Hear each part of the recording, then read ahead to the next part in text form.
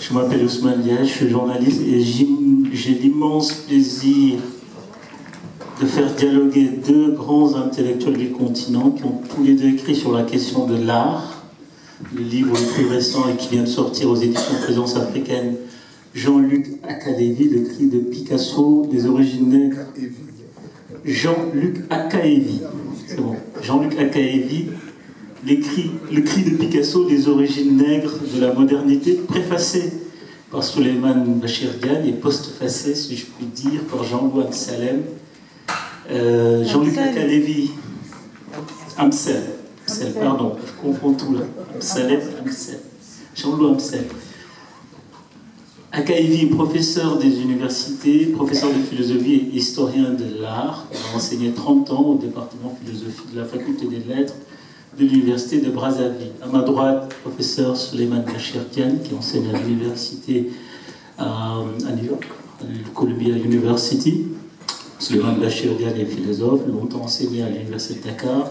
Pour commencer, on est au Quai Branly, un endroit, il faut le dire, qui a incarné et porté cette polémique sur l'art africain. On est passé de l'art primitif, après les primitifs, on est devenus les nègres.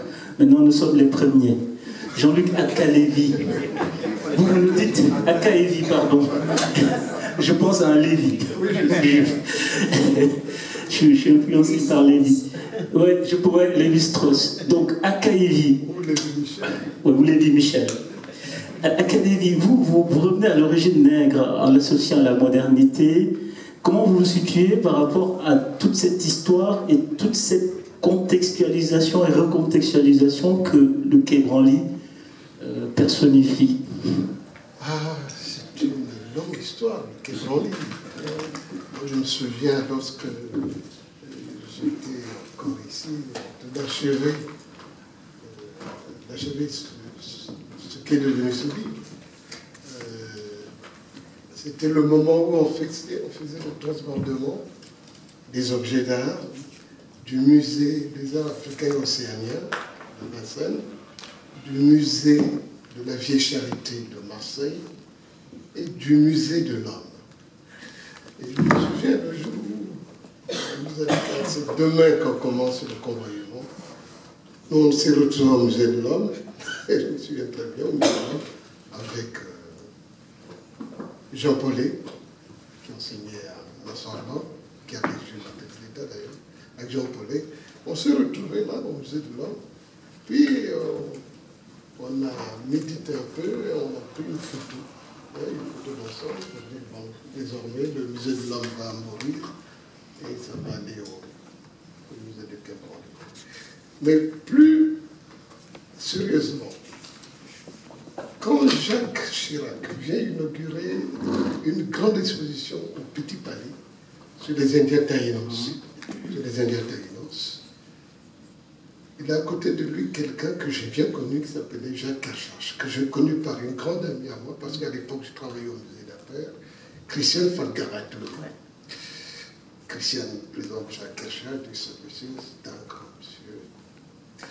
Et la particulière de Jacques Cachache à l'époque, c'est la femme d'un grand philosophe spécialiste de la philosophie du XVIIe siècle, sûrement des plus grands spécialistes de Port-Royal, Louis Marin. C'est Françoise Marin qui me dit il faut absolument que vous travailliez avec Jacques Cachache. Je dis, ah bon. Et après, nous sommes retrouvés au musée d'Aïnos. Nous sommes retrouvés au musée de Petit Palais pour nous sommes retrouvés au musée du Petit Palais pour la célèbre exposition sur les Indiens Taïnos. Et à la fin de l'exposition, Jacques Cachache revient. Ah, si ça pouvait aller au musée du Louvre, toutes ces beautés. Et il reprend donc une polémique qu'il avait déjà engagée quelques années avant dans le journal Libération. Où ils sont de nouveau à New York. C'était une exposition des arts primitifs de l'aile du Metropolitan Museum, de l'aide du Metropolitan Museum, qu'on venait de célébrer. Et Jacques Cachache a fait un article dur contre le musée du Louvre, dont Et de là, la polémique a commencé. Jusqu'au jour où, et c'est comme ça que je vais l'évoquer parler, jusqu'au jour où le même Kershach, Jacques Kershach, organise une exposition des œuvres d'art d'Afrique. C'était au Palais du Congrès. Françoise Marin me trouve une invitation. Je vais à cette invitation. Il y a lui, Marin. Il y a Jean-Louis Paudra, qui est là, grand professeur. Il y a Jean-Louis Paudra qui est là. Et puis, il dit, bon, cette fois-ci, ça va être bon. Je dis, quoi? Qu'est-ce que j'avais dit? Je crois que ça va aller au Louvre. C'est quoi qui va aller au Louvre?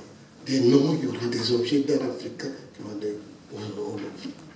Et c'est comme ça, petit à petit, il a mûri ce projet qui fait que, avant le Quai Branly, on a fait une grande exposition, je crois que les œuvres y sont encore, au musée du Louvre, à la session de pavillon, au pavillon des sessions au musée du Louvre, sur les objets d'art africain, des grands chefs d'art classiques d'art africain au Louvre. Et de là est apparu le projet du Quai Branly. Vous comprenez? C'est comme ça que moi, j'ai eu vent du projet du Quai Branly. Et à partir de là, nous tous nous sommes engagés, soit pour le Quai Branly ou contre le Quai Branly. Je vous avoue que vous étiez nombreux. Non. Contre le Quai Branly. Et vous étiez contre? Je ne vous le dirai pas aujourd'hui. Votre livre le dit un peu parce que vous revenez aux origines nègres, l'art fondamental. Vous revenez à la période de la négritude, tout en tenant quelque chose qui est très intéressant, tous les deux. Autant c'est un art nègre, autant c'est une sorte de force motrice. Je retiens beaucoup ce mot qui est beaucoup revenu dans ce livre, de l'histoire universelle de l'art. Qui est une phrase de Francine Ndiaye. Oui, Francine Ndiaye, que Bachir rappelle dans l'intro. Alors, expliquez-nous ce double mouvement qui peut, a priori, paraître contradictoire. C'est-à-dire cette essentialisation, c'est un art nègre qui se réaffirme, et en même temps, vous nous expliquez que c'est une force motrice de l'universalité de l'histoire de l'art. Absolument. Parce qu'au départ, il faut partir du départ. Les années 1500. Et là, il faut rendre hommage à une grande dame qui devrait être là, mais je pense qu'elle est fatiguée. Suzanne Vogel. La grande Suzanne Vogel. Suzanne Vogel a fait une grande exposition en 1988 au British Museum et en National Gallery à Londres sur les ivoires afro-portugais en 1988. Et elle a écrit à partir de là un grand livre, Africanisme et Renaissance. C'est un grand livre. Et nous sommes allés par cette exposition. Quand nous sommes arrivés, quand j'ai vu cette exposition, j'ai dit c'est pas possible. Amil Djamil, qui était conservateur du British Museum, et John Mack me disent si c'est 15e siècle, 16e siècle. Les fameux ivoires afro-portugais, sapi portugais, pour dire, c'est Libéria, sapi portugais, et puis aussi Bénin portugais. Et quelque part, on a cherché, on a trouvé aussi Luango portugais, les olifants, Luango portugais. Et donc, à partir de cette exposition, je ne sais pas, on dit, la plupart de ces objets se sont retrouvés dans les cabinets de curiosité. Ce n'est que bien plus tard qu'ils ont été convoyés dans ce qu'on appelle les cabinets du Muséum d'histoire. Mais à l'époque, ils étaient dans les cabinets de curiosité. Mais avant d'arriver dans les cabinets de curiosité, c'était d'abord des objets qui étaient exposés dans les grandes salles des grands bourgeois de l'époque. Que ce soit les Médicis, que ce soit les Fougères, c'est comme ça. Après, ils ont envoyé ça dans les cabinets de curiosité, surtout en Italie. Mais c'était d'abord dans les objets de curiosité. Mais à l'époque, le mot curiosité n'a pas le mauvais sens que nous lui donnons aujourd'hui. Objet de curiosité, objet d'émerveillement, objet de ravissement. Objet de ravissement. Et à l'époque, les Portugais, les orfèvres portugais, on faisait venir des artistes africains au Portugal, où quand il y allait au Portugal, il faisait travailler les artistes africains. Et ces artistes africains, par eux-mêmes et d'eux-mêmes aussi, ont commencé à fabriquer leurs propres objets. Mais ce qui est intéressant, et c'est peut-être là, peut-être l'originalité de mon travail, ce qui est intéressant, que ces objets étaient, pour eux, des objets qui étaient des transmetteurs de pensée. Ce n'étaient pas des objets comme ça, c'était des transmetteurs de pensée. Mais de pensée, je vais lâcher le mot, de pensée hautement métaphysique. Parce qu'à l'intérieur, au-dedans de ces objets, se dévoilait une pensée, se dévoilait toute une architecture spirituelle qui était au-dedans de ces objets. Évidemment, les Portugais de l'époque n'avaient pas accès à cette dimension. Ce n'est bien que plus tard que quelques-uns ont accès à cette spiritualité. Si on suit les travaux de Peter Mac, qui a très bien travaillé sur ce sujet avec Suzanne Avocat.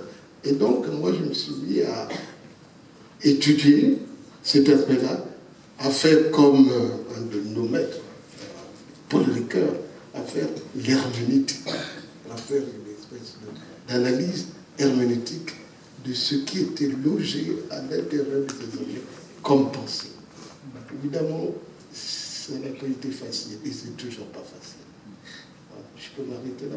Souleymane Bachir Diane, Akaïli vient de nous expliquer comment il relie finalement ce double mouvement à la fois d'un centrement sur soi, sur l'histoire africaine, et d'un mouvement où l'art se veut la force motrice d'une... Alors j'ai noté, vous dites dans la préface révolution esthétique. Autant Jean Akaïli parle de mouvement de progrès, vous parlez d'une révolution esthétique.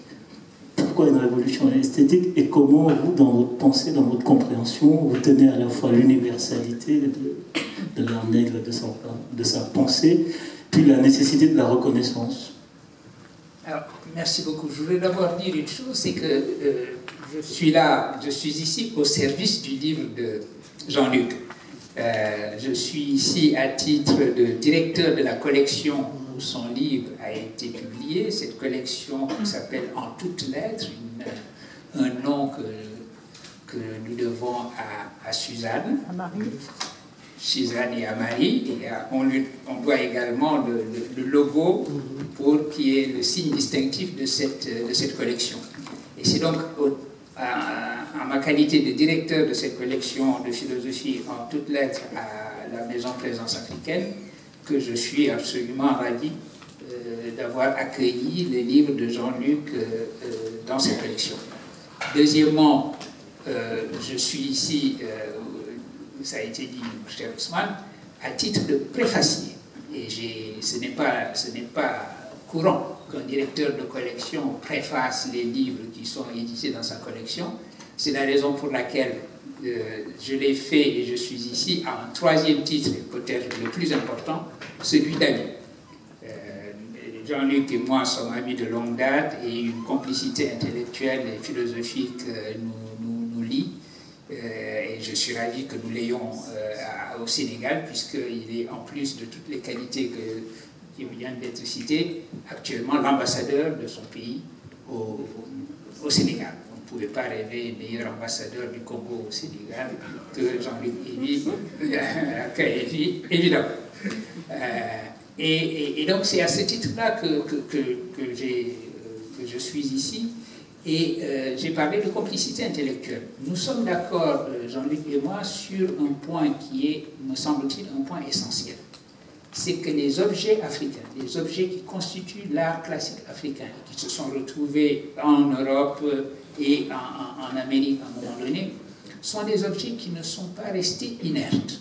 Lorsqu'ils sont venus du continent africain de manière diverse, soit parce qu'ils étaient venus, ils avaient passé l'Atlantique ou la mer Méditerranée de manière tout à fait légale, ou alors ils ont été arrachés au continent africain.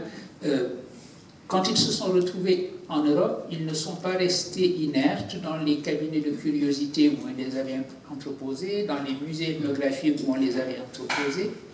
ils ont manifesté la force qu'ils contenaient.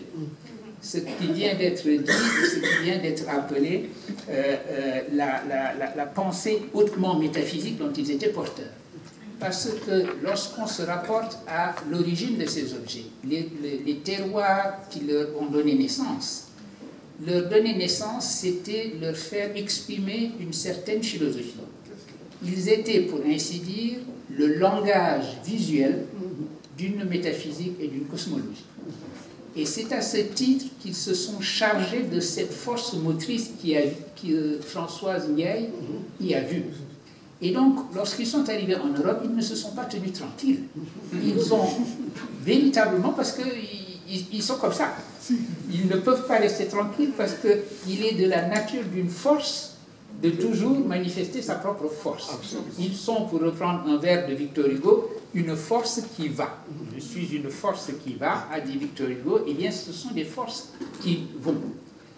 Et c'est à titre de force motrice qu'ils ont pénétré le langage des artistes et des poètes. Des artistes et des poètes européens, parce qu'il est de la nature des artistes et des poètes précisément d'être des visionnaires, d'être des personnes capables de recevoir ces langages-là et d'en faire quelque chose. Ce que tu as rappelé tout à l'heure de la réaction de Jacques Kershach et sa volonté de faire en sorte que ces objets de l'art classique africain se retrouvent au Louvre, parce qu'il estimait que c'était là leur place, que leur langage visuel, leur langage plastique les installait au Louvre. Ça a été le combat de ces artistes et de ces poètes bien avant, au début du siècle, en particulier d'Apollinaire.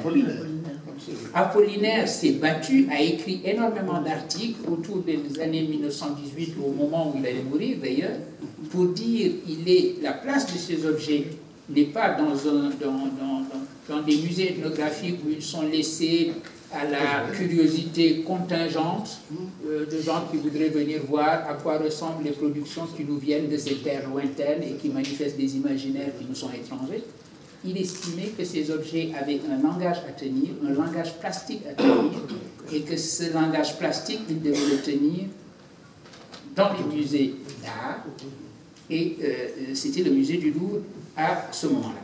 Donc le transfert qui a été accompli par la suite du musée Trocadéro au musée de l'Homme et du musée de l'Homme ici au Quai Branly, au fond, correspondait à cette volonté-là. Maintenant, pour revenir à la force motrice, le titre du livre de Jean-Luc, le cri de Picasso, le cri en question, c'est le moment où Picasso dit « l'art nègre ne connaît pas ». Quand il est au musée de Trocadéro. À force qu'on lui pose la question, et l'influence de l'art nègre et l'influence de l'art nègre, c'est un cri un peu excédé. Allez, l'art nègre ne connaît pas. Voulant dire par là, évidemment, que, au fond, les choses avaient été tirées de son propre fond. Il avait effectué une traduction, une réception et une traduction du langage qui était tenu par ces objets-là. Et ceci est important. Jean-Luc consacre des pages lumineuses à la réflexion sur ce moment autour de 1906 à 1908 où Picasso va produire les Demoiselles d'Avignon. Picasso décidant de produire les Demoiselles d'Avignon, les corps de ces demoiselles lui viennent relativement facilement et relativement vite. On sait qu'il n'est pas satisfait par les visages en rouge. Il n'arrête pas de changer. Il propose un visage, il l'efface, il sent qu'il est à la recherche de quelque chose sans trop savoir à la recherche de quoi. Et finalement, les Demoiselles d'Avignon naissent lorsque les masques qu'il fréquentait, les masques qu'il avait vus et qu'il collectionnait lui-même, s'imposent à lui, imposent leur propre langage et deviennent les visages de ces Demoiselles d'Avignon. Et Jean-Luc raconte la révolution que cela a constituée. C'est pour cela, j'ai fait un long détour pour venir à ta question, parce que c'est pour cela que j'ai utilisé le mot de révolution, en plus du mot de force motrice, parce que c'est effectivement ce que nous indique Jean-Luc. Et ce qui est important là-dedans, c'est précisément que par cette traduction qui est effectuée par Picasso, il donne une orientation à notre modernité artistique qui va être dès lors une africanisation de cette modernité. Et c'est ça qui est le plus important, me semble-t-il, comme le message de ce livre. Revisiter cette période, c'est nous permettre de comprendre en quoi, à partir du début du siècle, notre modernité a été habitée par ce que l'on pourrait appeler un devenir africain.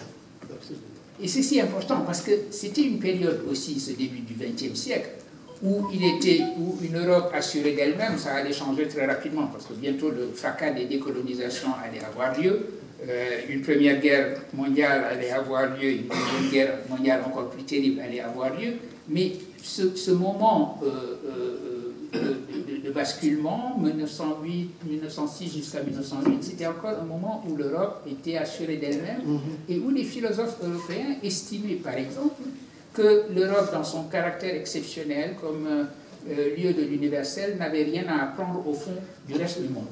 Un philosophe que tu connais bien, Husserl, disait « Les Indiens ont toutes les raisons de s'européaniser, nous n'avons aucune raison de nous indianiser. » Au moment où il disait ça, ces objets dans les musées étaient en train de lui dire « Mon cher Edmond Husserl, le monde est en train de s'africaniser, il est temps que tu t'en rendes compte. » Il s'indianise, il se sinise, il s'africanise.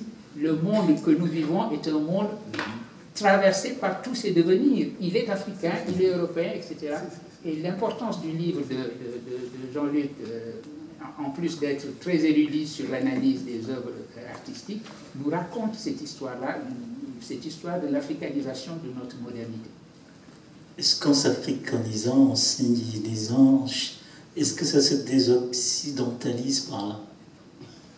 Je ne dirais pas que ça se désoccidentalise, parce que ce monde s'européanise aussi, de toute façon. Le réalisme nous impose de dire que ce monde s'européanise. Je vais reformuler ma question. Est-ce qu'il ne faut pas désoccidentaliser l'art pour retrouver son universalité? Voilà. En revanche, désoccidentaliser l'art pour retrouver son universalité, c'est comprendre que cette universalité nous vient de tous les coins du monde.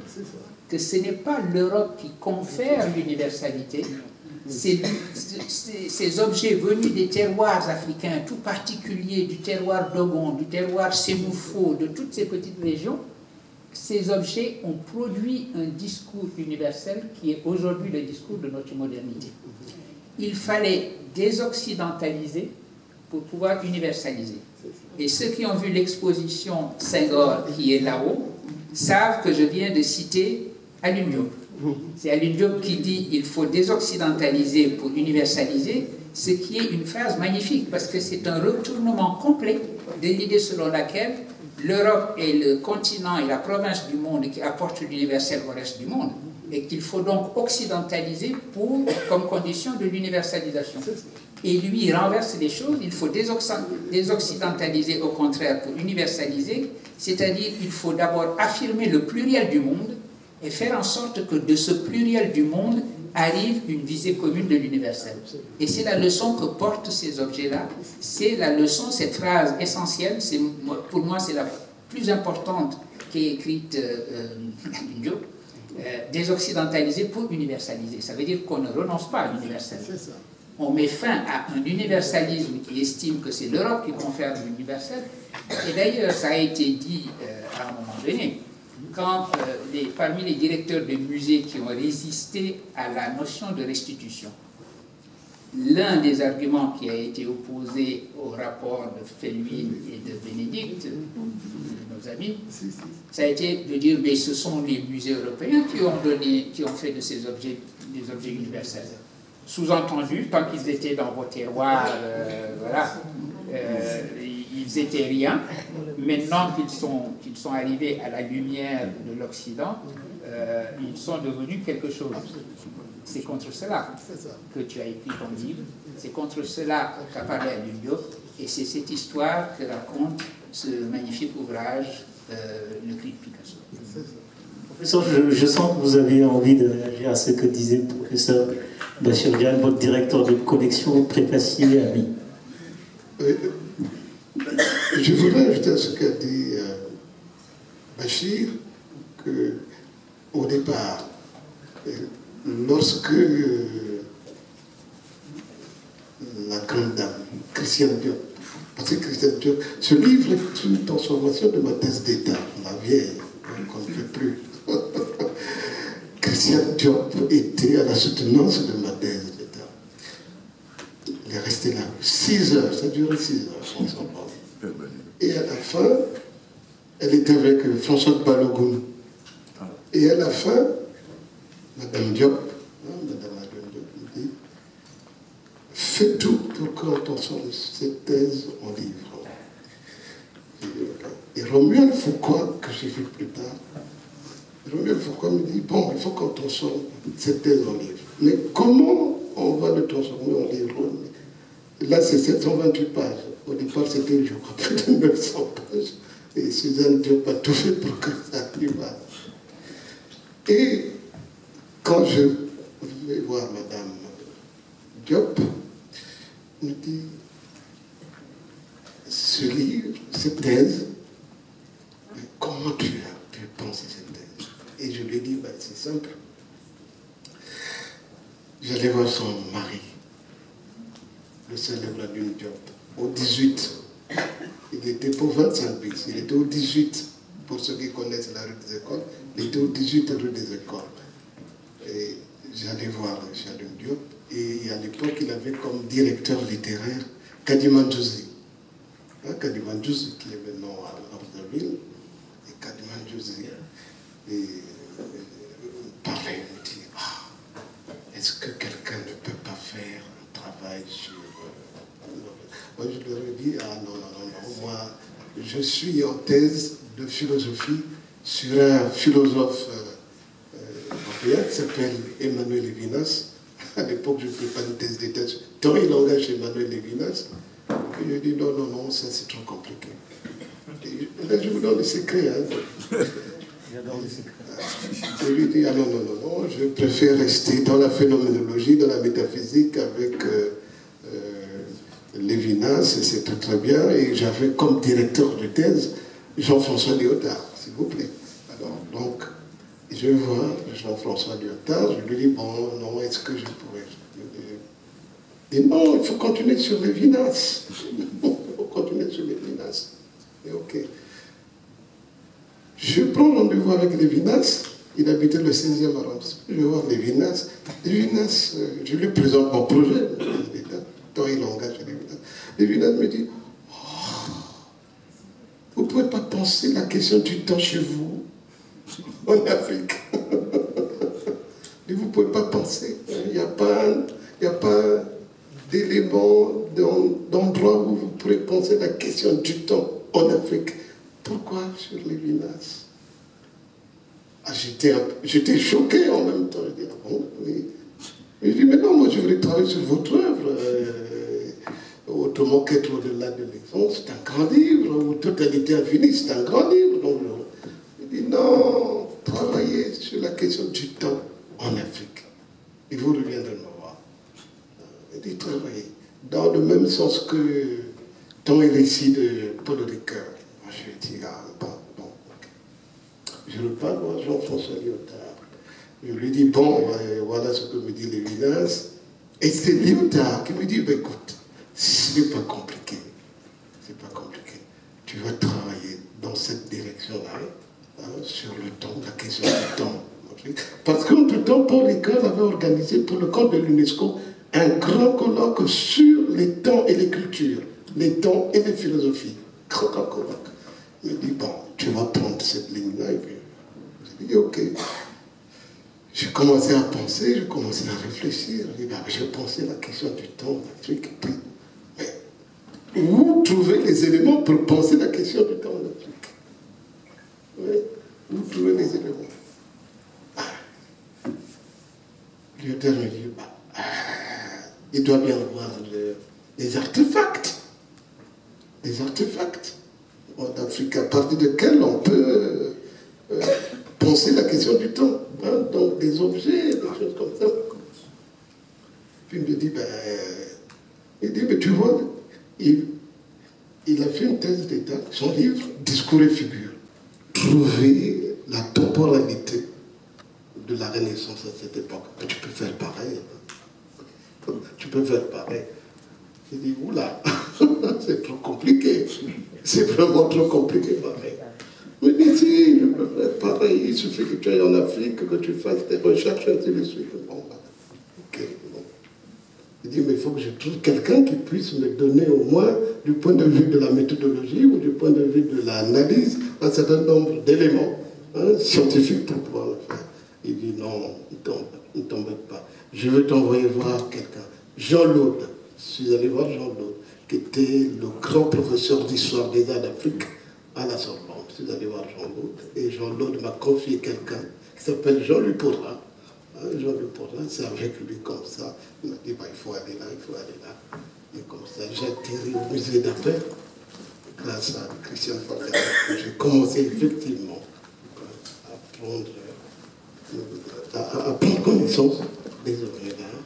Et durant tout le temps où nous étions au musée d'Appel, je le dis pour ceux qui ne savent pas, je le dis, je le répète encore aujourd'hui, le musée d'Appel pendant 20 ans a fait les meilleures expositions sur les arts d'Afrique sur la place de Paris. Sur 20 ans, le musée d'Appel. Et j'ai encore mal au cœur qu'on est fermé. Pendant 20 ans, le musée d'Appel a organisé des expositions clés sur les grands chefs-d'œuvre de l'Afrique. Elle a repris tous les Dogons qu'il y avait au musée de l'Homme. Elle a fait la grande exposition sur les Dogons au musée d'Appel. Les Louba, on a fait les Louba. On a jusqu'au bronze du Bénin. On a fait tout ça. Et grâce à tout ça, je me suis remis à retravailler mon texte par rapport aux objets d'art. Et de là, j'ai trouvé les liens pour pouvoir faire ma thèse, on va dire. Et je suis allé à Varèse. Je suis allé à Varèse voir celui que je considère comme l'un des plus grands spécialistes au monde sur le mouvement des objets africains entre le 15e et le 18e siècle. Enzio Bazza. Enzio Bazza, il est mort. Pour moi, c'est le plus grand spécialiste. Écrit sur les collections, sur le mouvement, sur la mobilité des objets africains entre le 15e et le 18e siècle. Et pendant tout le temps que je restais avec lui, alors j'ai repris un certain nombre de travaux, un certain nombre de choses qu'il avait laissées en chantier comme ça, jusqu'à ce que je comprenne qu'effectivement, quelque part, au XVe siècle, il y a eu quelque chose qui s'est passé. Bachir tout à l'heure parlait de l'émergence de la modernité à partir de la rencontre Apollinaire, Picasso et les autres. Mais au XVe, XVIe siècle, les Portugais qui font travailler les artistes africains, eux-mêmes, ils dialoguent avec ces artistes africains. Ils engagent un dialogue avec ces artistes africains.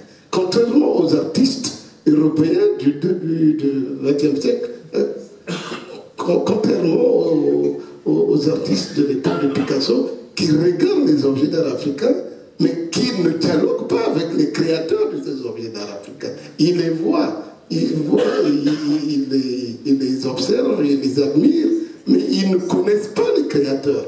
Mais les Portugais du XVe siècle, ils allaient en Afrique et faisaient venir les Africains qui venaient travailler au Portugal ou dans les ateliers de Pevini, qui était un grand orfèvre italien. Et cet Italien reprenait les objets de ces Africains, les retravaillait à sa manière et donnait autre chose. Et ça allait aux Indes, ça allait aux Amériques, ça revenait, et ça faisait ce que dit très bien Serge Kruszelski, le mouvement des 4 continents, et le mouvement des 4 continents qui n'est rien d'autre que cette désoccidentalisation qui va devenir universelle. Vous comprenez? Et vous voyez dans un olifant longo, des éléments qui viennent de l'Inde, qui viennent du Mexique, et qui viennent du Portugal. Et ça se retrouvait là. C'était où les artistes africains qui le faisaient eux-mêmes sur la terre africaine, par exemple au Libéria, les femmes Sapi au Libéria, ou alors ils le faisaient dans les ateliers, ils venaient au Portugal et les Portugais leur faisaient faire. Et comme dit très bien Suzanne Vogel, au point où, quand vous regardez les portraits, enfin les figurines de ces Portugais-là sur les olifants, ils ont des visages de nègres avec le nez portugais, ou les nègres ont des visages portugais avec des nez européens. C'est extraordinaire. C'est extraordinaire. Quand vous voyez ces objets, hein, ces salières, surtout les salières, hein, les salières, vous regardez le bonhomme qui est au bout de la salière, c'est un Portugais, mais avec un nez fléché, comme un Dogon, ou c'est le contraire. Vous comprenez? Et d'où, comme dit très bien Suzanne Morin, il y avait un dialogue. Non seulement du point de vue artistique, mais du point de vue de l'esthétique. Hein, du point de vue de l'esthétique, il y avait un dialogue entre ces artistes portugais ou ces commanditaires portugais et ces artistes africains. Donc il y avait un dialogue. Et quelque part, par ce dialogue-là, ces artistes africains, ces orfèvres africains ont participé à l'émergence, on pourrait dire, d'une modernité, mais de cette époque, du XVe siècle,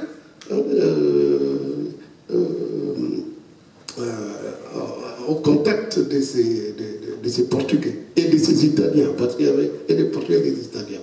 Parce que souvent, c'était plutôt les Italiens qui travaillaient pour le royaume de Castille et d'Aragon. Professeur Akaïvi, votre livre, Le cri de Picasso, sort chez Présence africaine à un moment où il y a un débat important, central, que le professeur Bachelian a rappelé. C'est le débat sur la restitution, avec son corollaire, la question, quelle est la place des œuvres d'art africains au musée ou ailleurs? Comment votre œuvre, votre travail se situe par rapport à ce débat? Vous me posez la question alors que notre ami Bénédicte Zawa vient de sortir un livre qui s'appelle Le combat de l'Afrique pour la restitution des œuvres d'art. Même pas moi, je pense. La traduction française. La traduction française sur le combat de l'Afrique pour la restitution des œuvres. Bon. J'avoue que... Une grande question. C'est une grande question.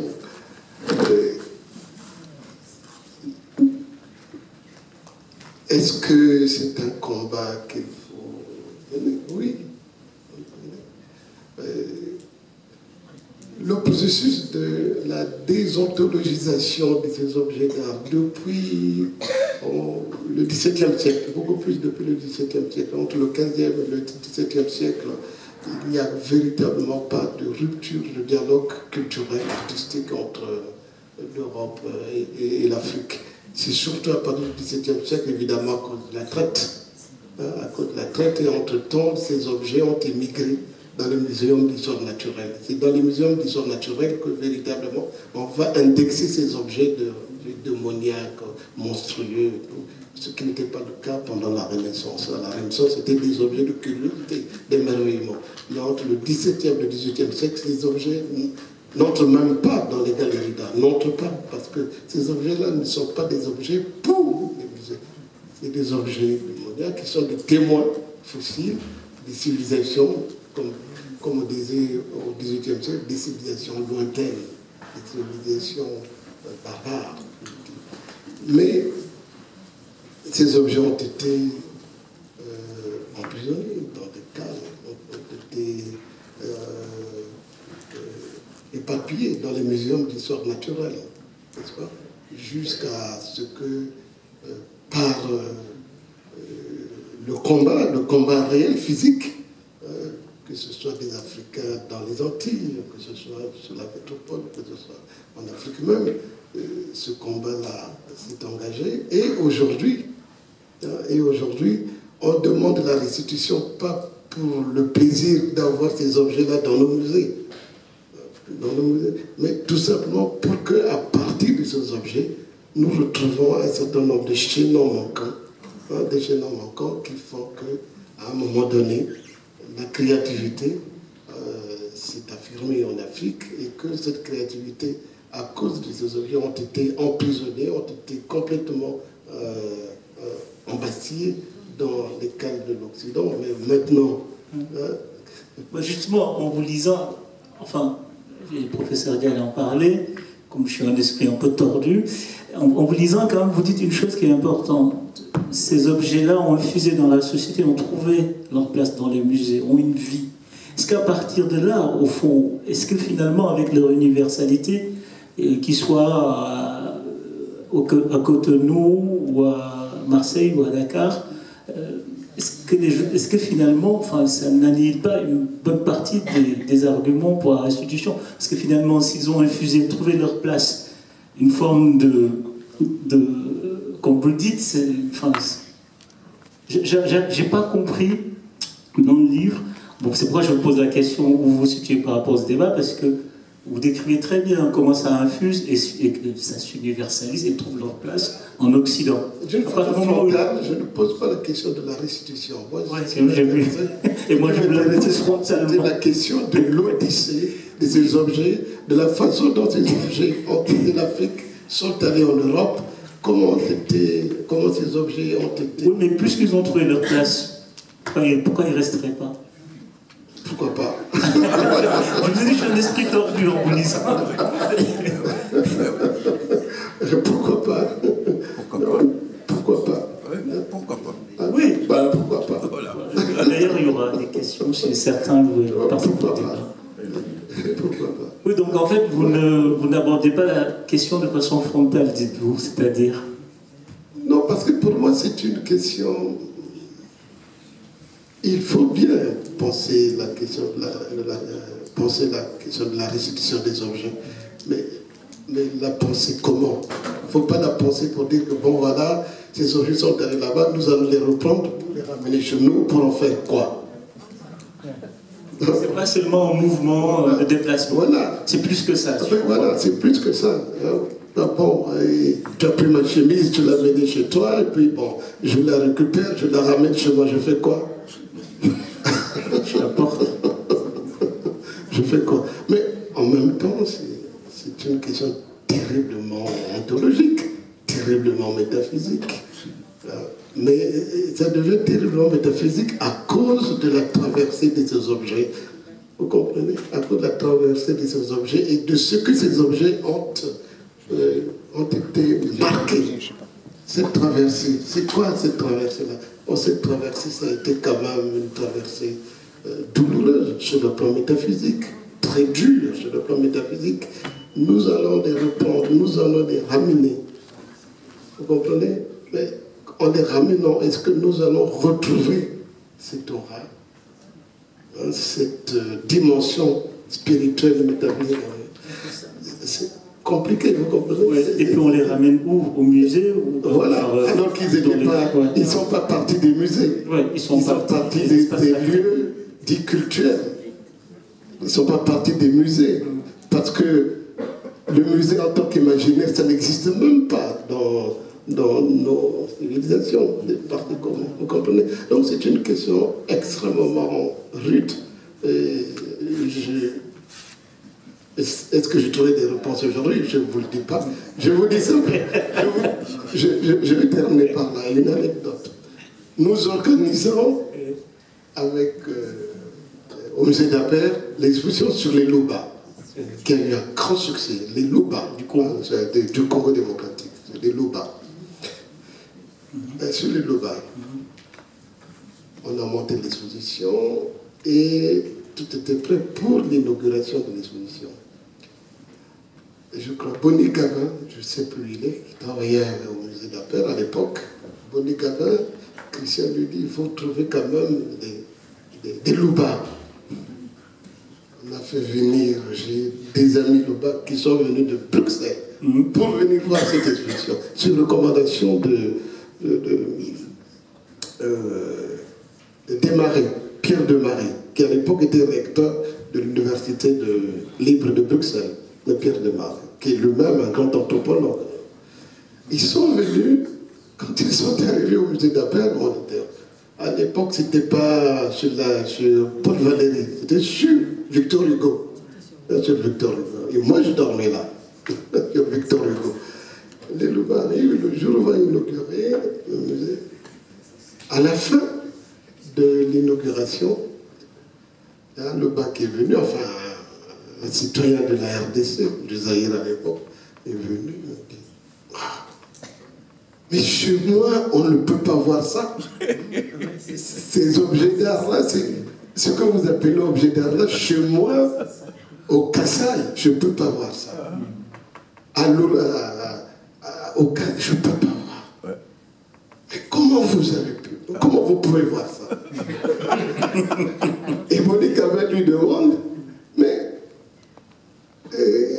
comment vous faisiez pour aller voir? Mais non, on ne les voyait pas comme ça. Il faut une certaine initiation. Il faut.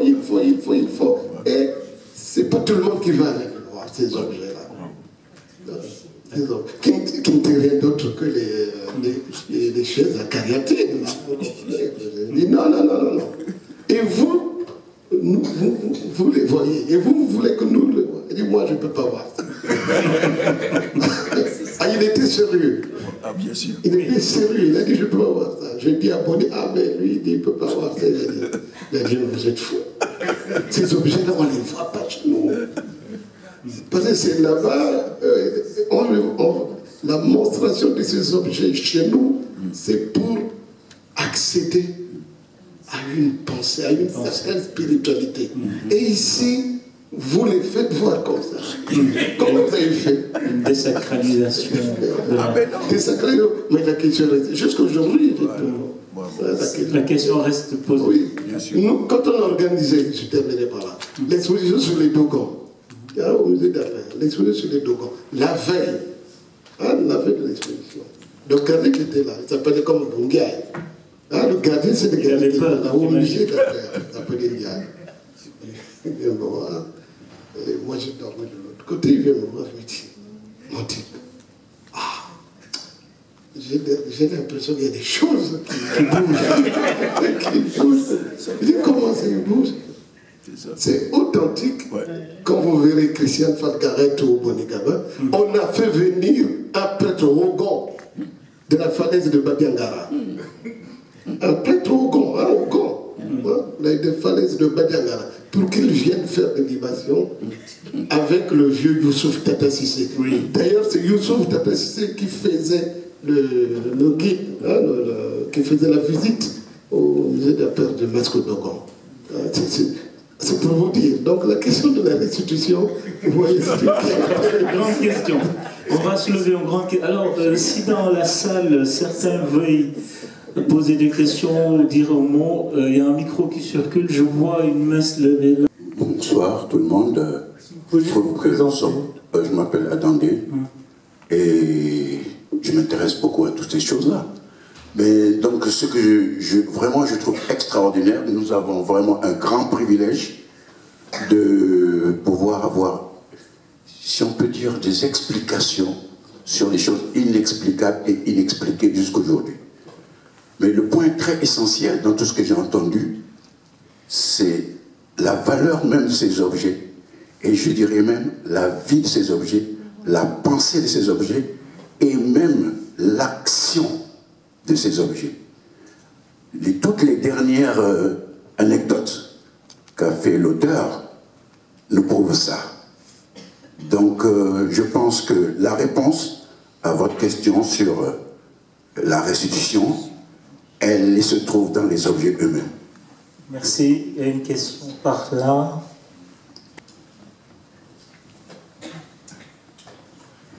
Merci beaucoup, c'est absolument passionnant et je n'ai pas encore lu votre livre, mais ça me passionne dans la mesure... Mon nom c'est Christian Coher, je connais beaucoup de personnes, Sylvain Sampalé, le milieu donc artistique. Sylvain Sampalé qui est un grand collectionneur. Exactement, Sylvain, et puis je le connais aussi sur Abidjan, où est-ce que la question que je voudrais poser, parce que j'en ai beaucoup parlé, c'était les restitutions, pourquoi pas.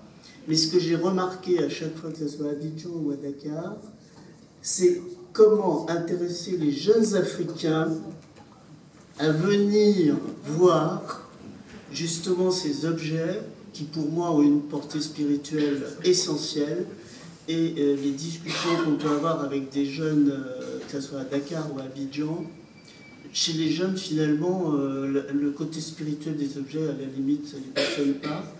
Il y a des endroits comme à Abidjan, dans le musée, ils ont organisé des visites des écoles, ils ont fait des vidéos, et c'est... Bon, à Dakar, les dernières fois où j'en ai parlé avec Sylvain et tout ça, je connais très bien aussi Christiane Falgueret. Sylvain est un grand ami, voilà. Si vous voulez, Christiane Coher, c'est la famille Sankali, on connaît bien. Et donc, ce que je veux dire, c'est que je suis frappé que les jeunes générations ne soient pas suffisamment impliquées.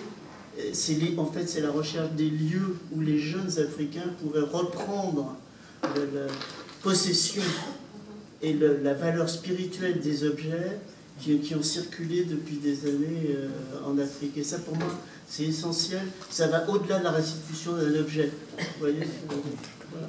Une question par là. Par là, et puis, bon, c'est là.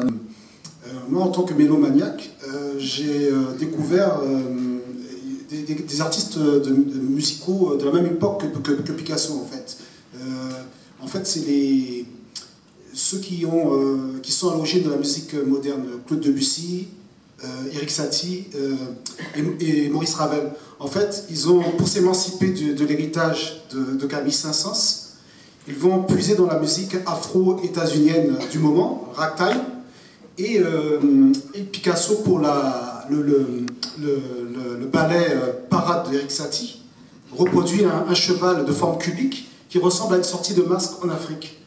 Donc en fait, ça va choquer tout le monde si je dis ça, mais je pense que les Français ne peuvent pas se passer des Africains en fait. Merci. Rapidement, 2 questions et puis on permet à Kaïvi de répondre là, monsieur.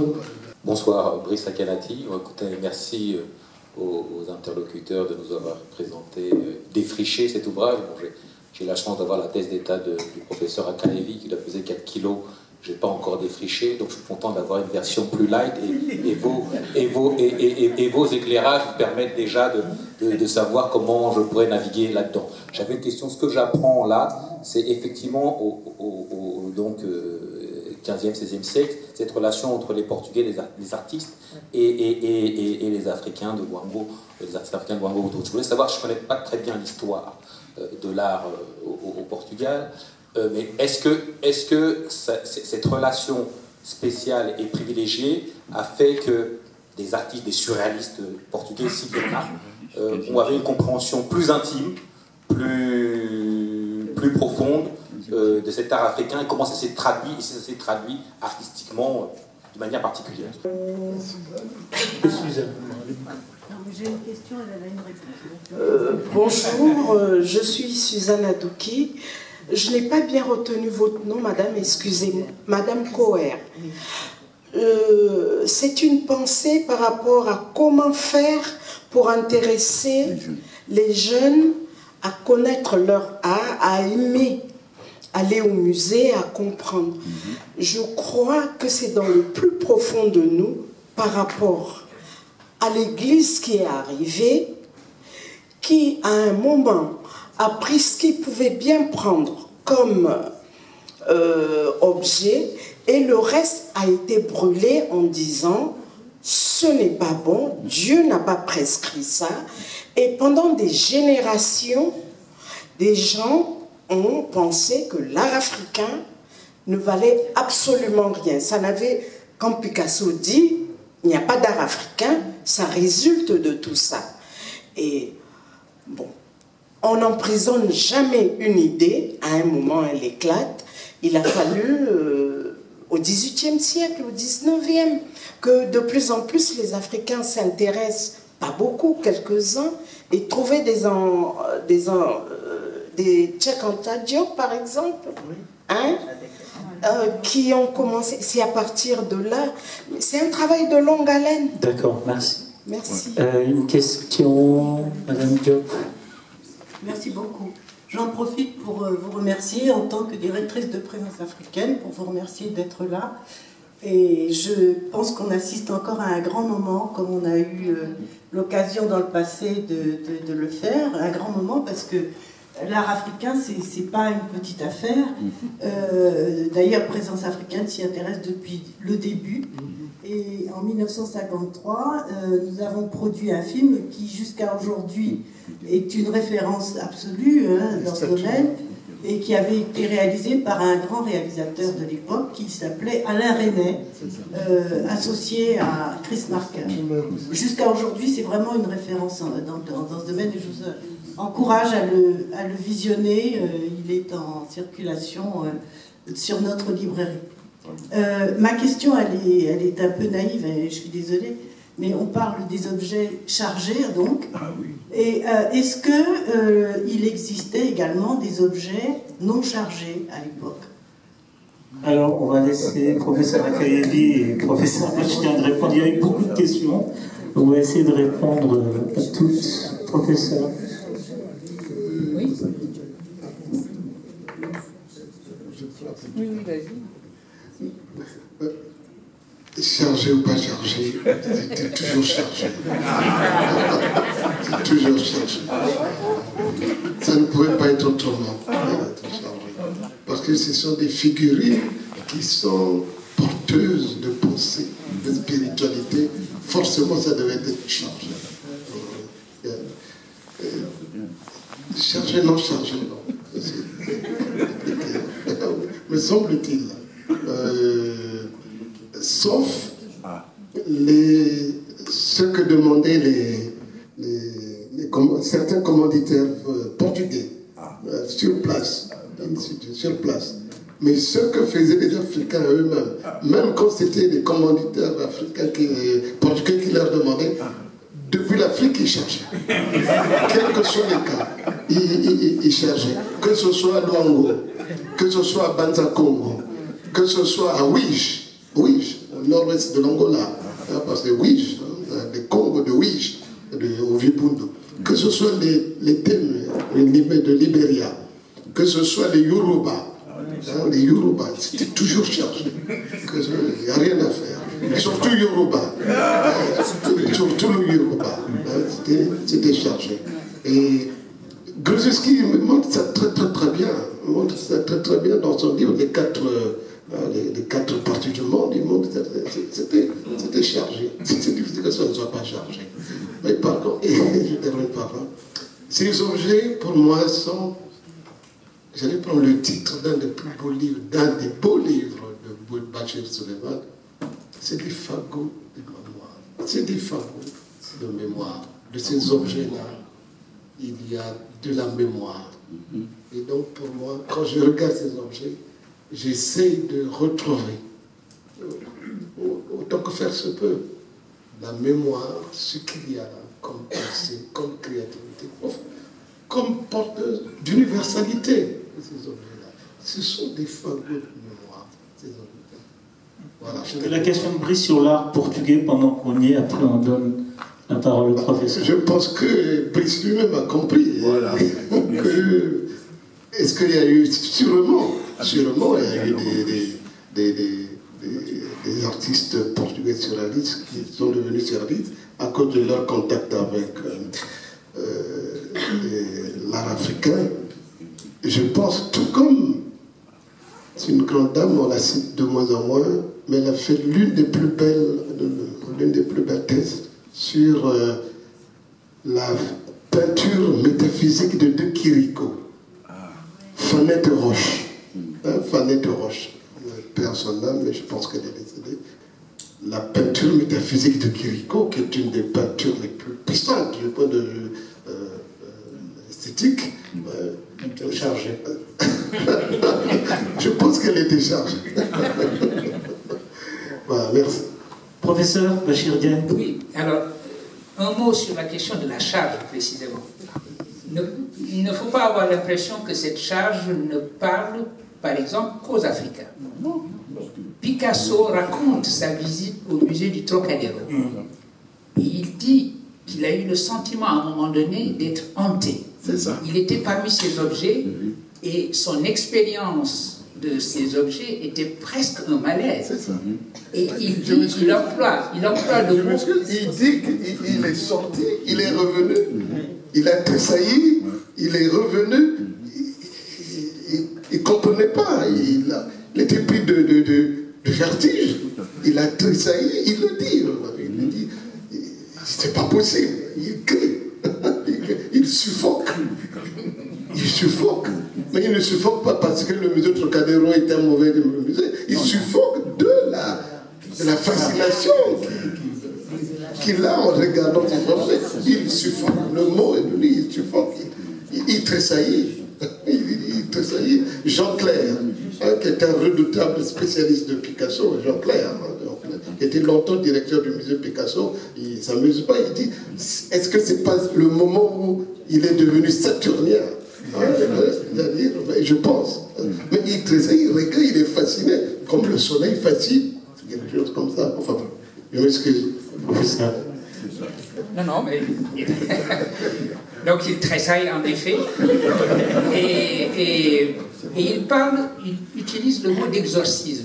Il dit que lorsqu'il est parti, il a eu le sentiment qu'il lui fallait exorciser ce qui lui était arrivé, et il ajoute, et c'est le plus important, qu'il pense que c'est ce jour-là que les demoiselles d'Avignon sont nées. Ceci est une histoire qu'il raconte à Malraux.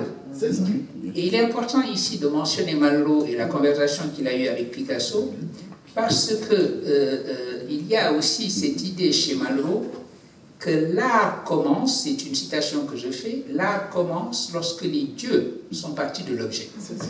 Parce qu'il ne faut pas non plus tellement insister sur la spécificité africaine au point de donner l'impression que l'art européen est un art d'une sécularité totale, totalement laïque, transparent, et que l'art africain, lui, serait chargé.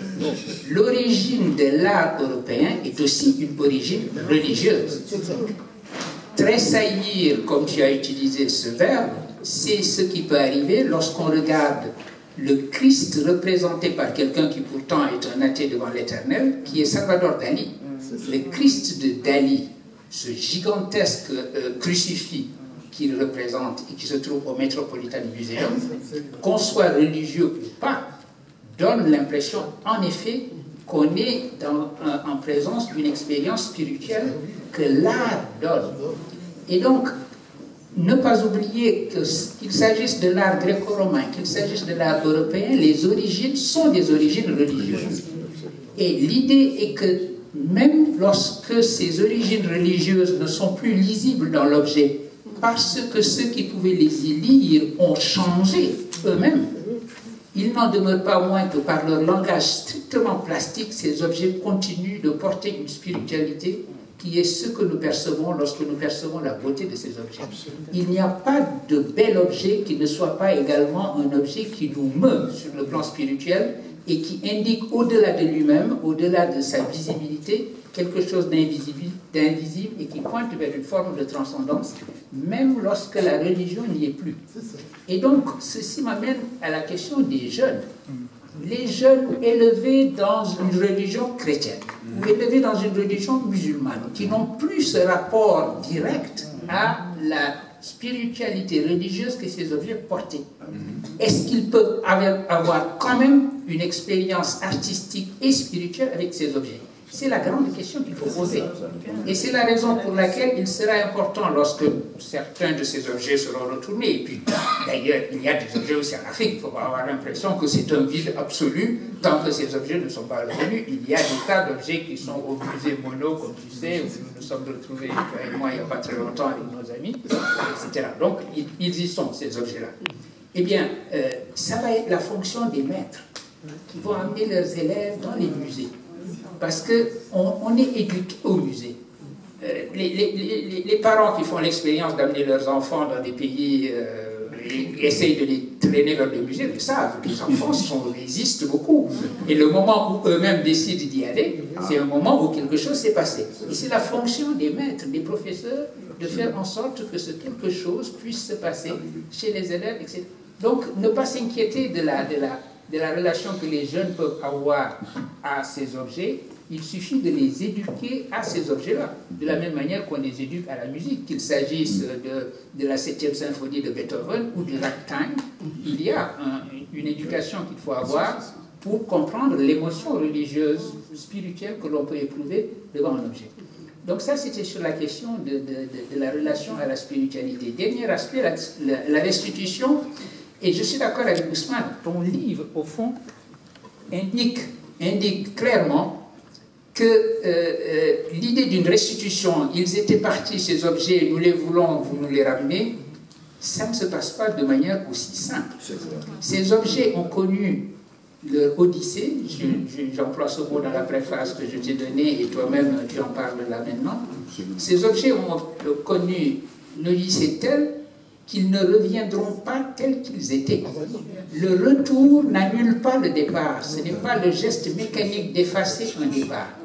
Et celui qui l'a dit de manière merveilleuse, c'est Amadou Mahtar Mbow, quand il était directeur général de l'UNESCO, le grand discours qu'il a prononcé en 1978 sur la restitution, en disant « Les peuples qui ont créé ces objets, je le cite à peu près de mémoire, savent bien que ces objets, lorsqu'ils ont fait leur déplacement, ont poussé des racines ailleurs. » Et donc, racines, c'est très fort. Ça veut dire qu'ils ne se sont pas simplement déplacés, ils ont habité les lieux où ils sont venus.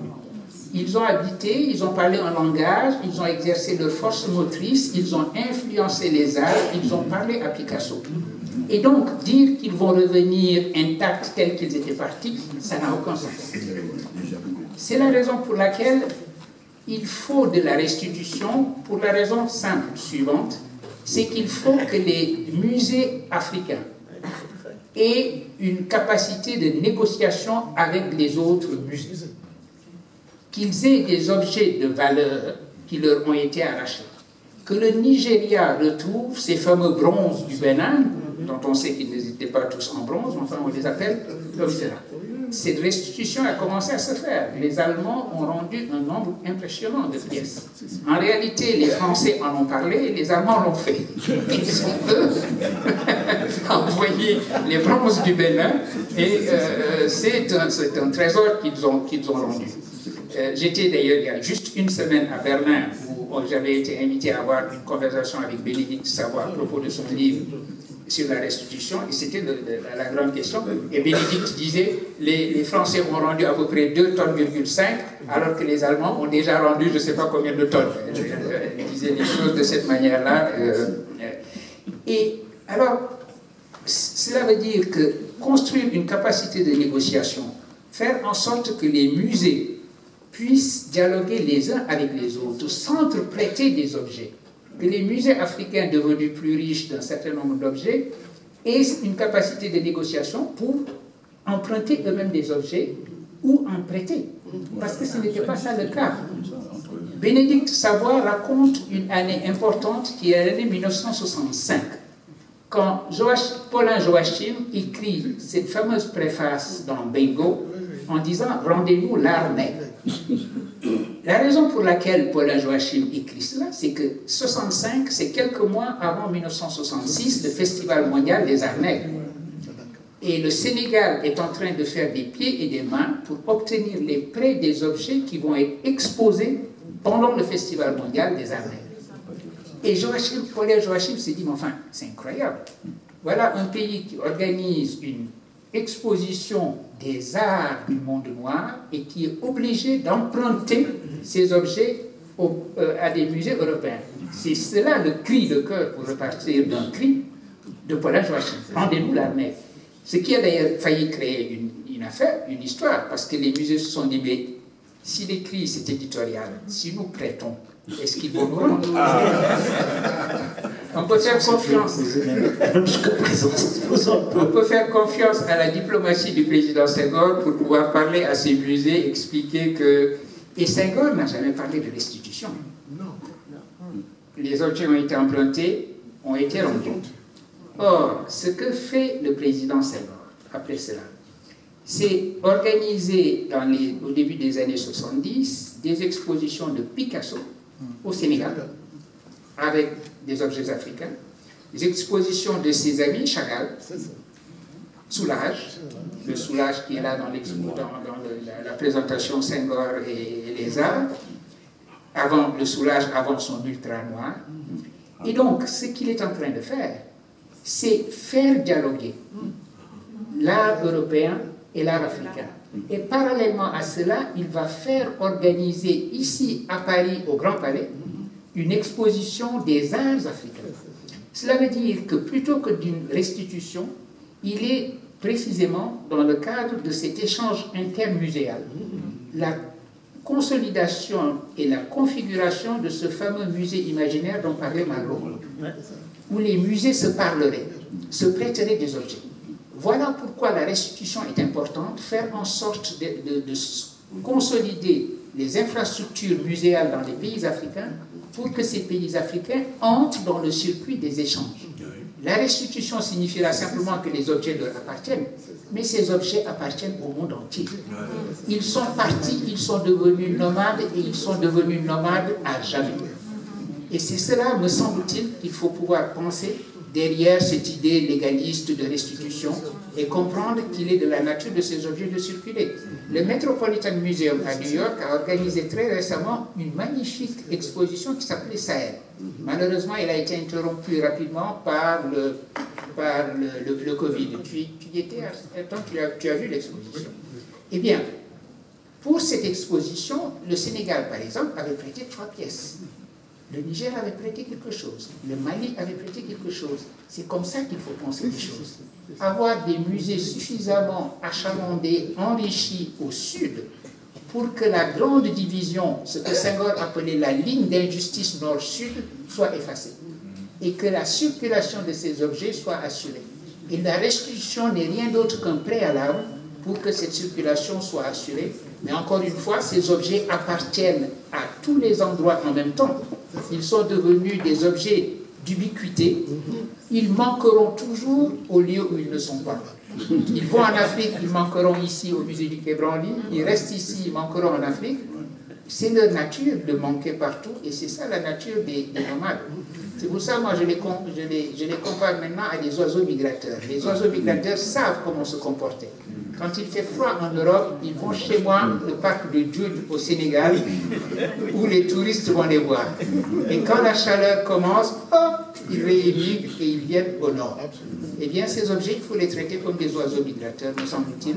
Et il me semble que c'est la grande leçon de ton livre, et c'est pour cela que je suis vraiment heureux et fier de l'avoir accueilli dans cette collection, qui est une collection qui est devenue très riche. J'ai à ma droite Selwa Lust-Bulbina, qui a également enrichi cette collection d'un ouvrage qui parle également de l'art, parce que Selwa est une, comme tu sais, une philosophe de l'art comme toi, et c'est véritablement la richesse de cette collection que de s'être ouverte comme cela à des penseurs comme toi, des penseurs comme Selwa, et c'est heureux. Voilà. Je vois qu'on peut rappeler les derniers livres, les dernières parutions de la collection. Alors le livre de Selwa est là, L'Afrique et ses fantômes, écrire l'après. Il y a un ouvrage de Séverine Kodjo-Granvaux qui s'intitule Philosophie africaine. Il y a une histoire du Vaudoun par Arnaud Zohou. Le philosophe, alors Anton William Amo, dont on parle tant, qui est une sorte de curiosité, parce que voilà un gamin qui est parti du Ghana, qui a été arraché au Ghana alors qu'il était enfant, élevé en Allemagne, dans une famille qui l'a bien traité, qui lui a donné la meilleure éducation possible, moyennant quoi il est devenu professeur de philosophie à Iéna. Et presque contemporain de Kant. Presque contemporain de Kant, légèrement après. Et alors, même l'abbé Grégoire parle de lui d'ailleurs, quand il parle de la littérature des nègres. Amo est un peu le contre-exemple contre tout ce discours colonialiste et raciste qui estimait que la philosophie, ça ne pouvait pas entrer dans le crâne des nègres. Qu'ils soient primitifs, nègres premiers, ils n'étaient pas philosophes de toute façon. Et Amo était le contre-exemple choisi. Mais du coup, on a tellement insisté sur le fait qu'Amo était noir qu'on s'est intéressé de manière assez marginale à ce qu'il a écrit. Et Daniel Dauvois a fait un travail remarquable parce qu'il a replacé Amo dans son contexte, en disant, écoutez, mettons entre parenthèses le fait qu'il soit noir, et comprenons sa philosophie à l'intérieur de l'époque qui était la sienne. Avec qui parlait-il? À quel philosophe avait-il affaire? Et aussi à quel médecin avait-il affaire? Parce qu'en réalité, la plupart des interlocuteurs d'Antoine Amo sont des médecins de son temps qui réfléchissent à la signification de l'union de l'âme et du corps qui définit l'être humain. Et donc, j'avais demandé à Daniel de faire cette étude précise sur Amo, parce que lui est un spécialiste du XVIIe et du XVIIIe siècle. Et voilà, cet ouvrage. Gaston Berger, père de Maurice Béjart, ça ne se sait pas toujours puisque Maurice Béjart a pris le nom de sa mère, père de la prospective, grand philosophe français, et qui était également sénégalais puisqu'il est petit-fils d'une Fatou Diagne, qui n'a rien à voir avec moi, mais qui était de Saint-Louis aussi, voilà. Et on lui a consacré une réflexion à sa philosophie prospective, évidemment, science et reconnaissance. J'ai moi-même, évidemment, il fallait ouvrir la collection et je suis heureux de ne l'avoir pas ouverte moi-même parce que se publier soi-même, ça ne se fait pas. Et d'ailleurs, j'évite de le faire. À part cet ouvrage, je publie ailleurs, moi, qu'à Présence africaine, parce que m'auto-publier n'est pas une bonne chose. Et celui qui a ouvert, c'était véritablement Philosophies africaines de Séville Kotoko. Voilà, je voulais en profiter pour vous présenter cette collection et vous dire merci de lui prêter attention. La philosophie en toutes lettres, chez Présence africaine, collection dirigée par le professeur Souleymane Bachir Diagne. Sur ce qu'avait dit tout à l'heure Bachir par rapport à ces objets qui sont devenus des oiseaux migrateurs, il y a quelques années, dans le même esprit, un grand écrivain français, c'est pas dit quand même, pour les grands écrivains français, grand prix Nobel de Clésio, avait organisé ici au Louvre le musée comme monde, où il avait fait dialoguer un certain nombre d'objets africains, amérindiens et européens. Mais il n'y avait pas Picasso. Merci. Merci Jean-Luc Akalévi, le prix de Picasso, les originels de la modernité, préface de Souleymane Bachir Diagne qui dirige la collection, et postface de Jean-Louis Amsalem, c'est chez Présence africaine, collection La philosophie en toutes lettres. Merci à toutes et à tous, merci à Présence africaine, merci à Marie, merci au musée, bonne soirée, à bientôt.